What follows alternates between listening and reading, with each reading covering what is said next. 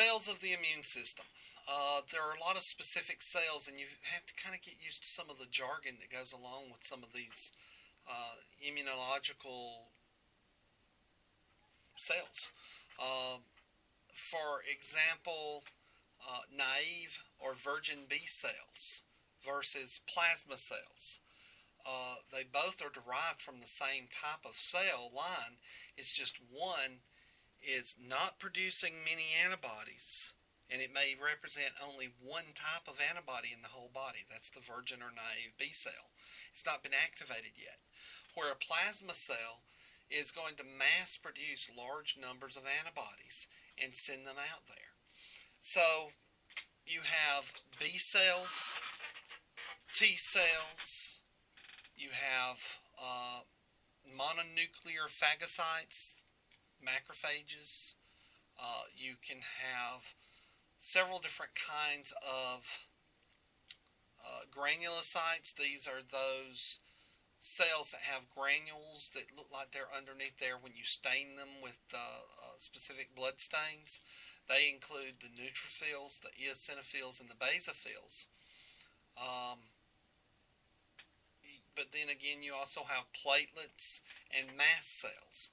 Now, basophils and mast cells can secrete histamines, which can cause inflammatory responses. But the packets inside these granulocytes are actually, for the most part, packets of toxins. So if this little white blood cell goes up against the big giant parasitic worm, it throws out those little packets of toxins to try to kill the worm using toxins. T cells. There's two types of T cells. Actually there are more than that. But for this overview, let's just look at it as if there are two types, and then we'll look at more of those in later chapters. T helper cells are kind of the generals of the immune system. They help to control the immune system. They tell the B cells when they can have fun, when they can get excited. They help to suppress the immune system when it's overreacting. The difference between B and T cells is B cells are born in the bone marrow and mature in the bone marrow. T cells are born in the bone marrow, but they mature in the thymus gland. So that's one of the major differences. The other type of T cell is a cytotoxic T cell, or a killer T cell, as you should probably know it as. There are also natural killer cells that are very closely related to the T cells. I'll try to break this down as easily as I can. A virgin or naive B cell is a B cell that has not become activated. Imagine you're trying to create a weapon to fight an alien that you've never seen before. So you have to make as many different kinds of weapons as you possibly can, so that hopefully one of those weapons will work. Well, a virgin B cell contains one kind of weapon, a receptor on its surface destined to become an antibody. If it binds to the right antigen, and an antigen is anything that can stimulate an immune response, if it can bind to the right antigen, then it will get stimulated, and it goes to the T helper cells and asks for permission to go through a process known as clonal expansion. So now the excited B cell divides and divides and divides, and you get large numbers of cells. Some of them will become memory B cells, and they will float around in the bloodstream for 20 years or more. And then some of the cells become plasma cells. Now the plasma cells are manufacturing plants for antibodies. They will mass produce the antibodies that come from that one particular type of B cell. So now you only make the weapon in mass numbers if you come into contact with it. And then later on we'll get into the different kinds of antibodies. Let's see.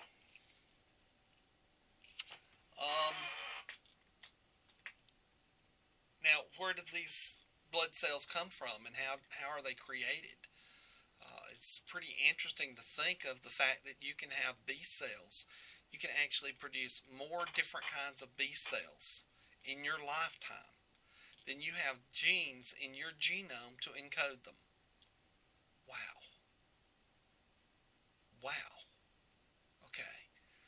Now,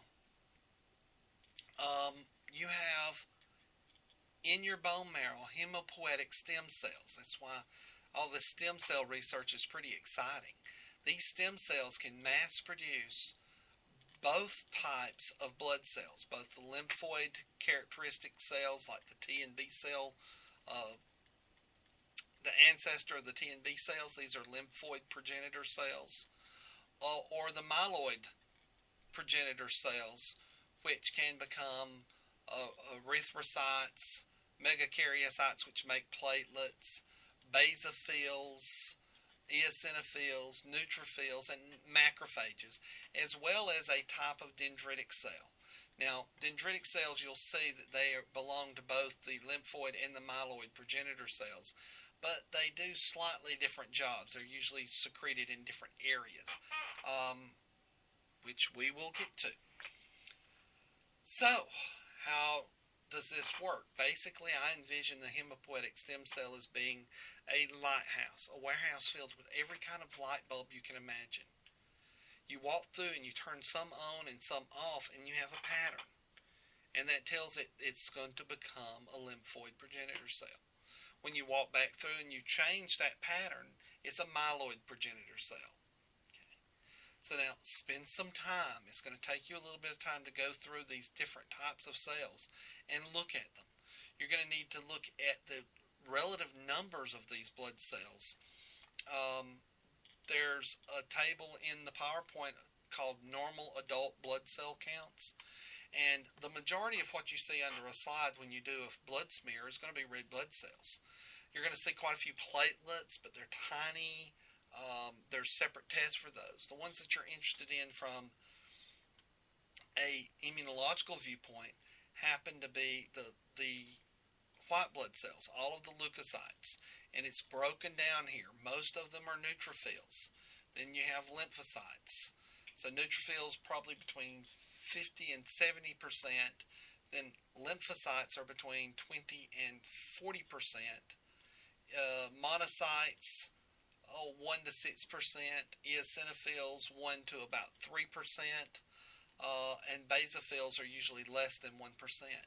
But now, if you have an infection, the numbers of these can increase. For example, a infection with a parasite will cause eosinophil numbers to increase dramatically. So you might have 6 to 8% in a parasitic infection.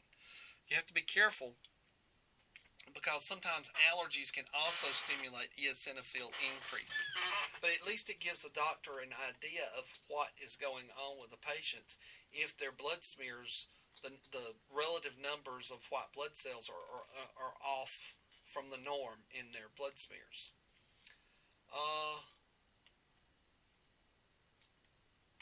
A lot of these have chemicals inside of them, and they can be released in the proximity of an antigen. So in the proximity of a bacteria or a virus, they release some of these chemicals, and they can opsonize.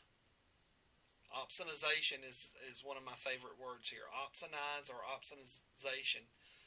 They stick to foreign particles, and this increases the,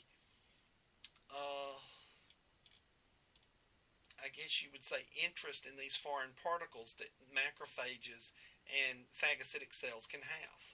So it's like taking a plain donut and sprinkling powdered sugar on it. Ooh, you just made it a little more interesting to the cop driving by. That's opsonization.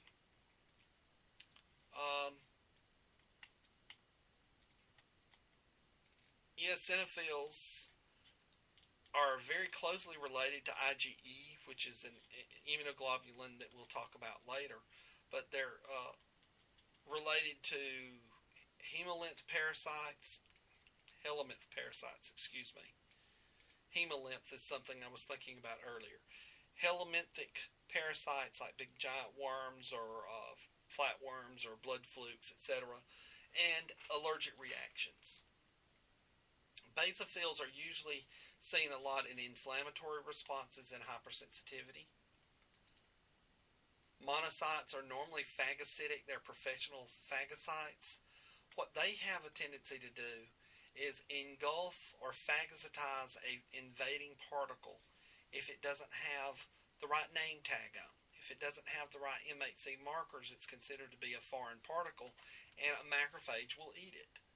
And then it processes some of that and expresses those protein antigens on the surface of the cell in order to show them off. So imagine you only have one B cell, one virgin or naive B cell in your body that can attack this specific antigen from a bacterium. The bacterium gets in, your non-specific macrophage engulfs it. It shows off, cuts the head off the bacteria and sticks it out on a spike. This is showing it off to the world. It's trying to come into contact with the right virgin B cell.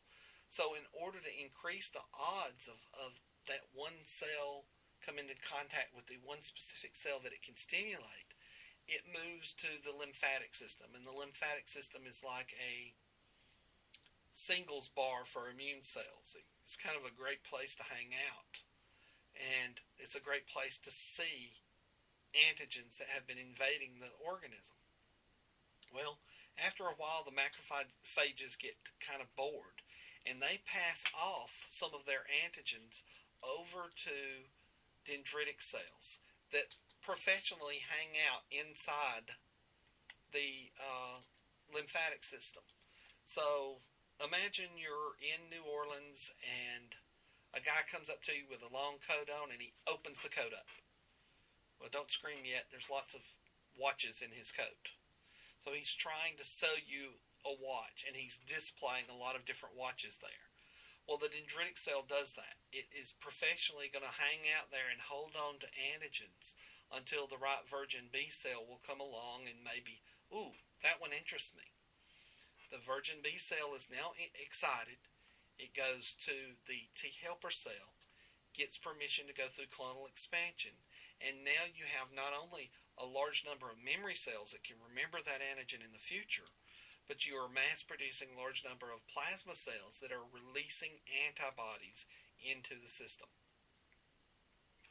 That's an overview of some of the cells of the immune system.